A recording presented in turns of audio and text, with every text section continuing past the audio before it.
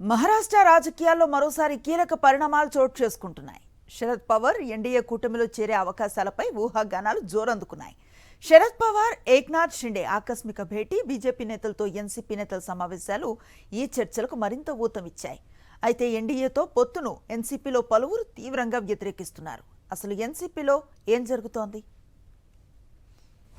మహారాష్ట్ర రాజకీయాల్లో ఆపరేషన్ తుతారీ పేరుతో కొత్త చర్చ మొదలైంది.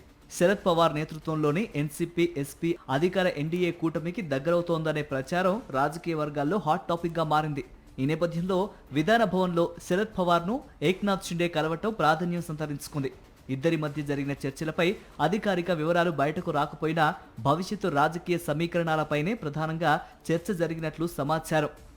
అయితే ఎన్డీఏ కూటమిలో చేరే అవకాశాలపై ఎన్సీపీ ఎస్పీలో భిన్నాభిప్రాయాలు వ్యక్తమవుతున్నాయి. ముఖ్యంగా ఎమ్మెల్యే రోహిత్ పవార్ బీజేపీతో పొత్తును తీవ్రంగా వ్యతిరేకించారు. తమ పార్టీ మహావికాస్ అఘాడీ కూటమిలోనే కొనసాగాలని ఆయన స్పష్టం చేశారు.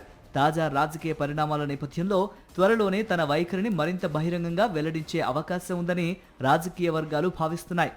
అజిత్ పవార్ తిరుగుబాటు తర్వాత ఎన్సీపీ రెండుగా చీలిన విషయం తెలిసిందే. ఆ తర్వాత శరద్ పవార్ వర్గానికి ఎన్నికల సంఘం తుతారీ గుర్తును కేటాయించింది. ఇప్పుడు శరద్ పవార్ వర్గాన్ని మహాయుతి కూటమికి దగ్గర చేయటం లేదా మద్దతు కూడగట్టే ప్రయత్నాలనే రాజకీయ వర్గాలు ఆపరేషన్ తుతారీగా అభివర్ణిస్తున్నాయి. శరద్ పవార్ తదుపరి రాజకీయ నిర్ణయం మహారాష్ట్ర రాజకీయాలపై ఎలాంటి ప్రభావం చూపుతుందన్నది ఇప్పుడు ఆసక్తికరంగా మారింది.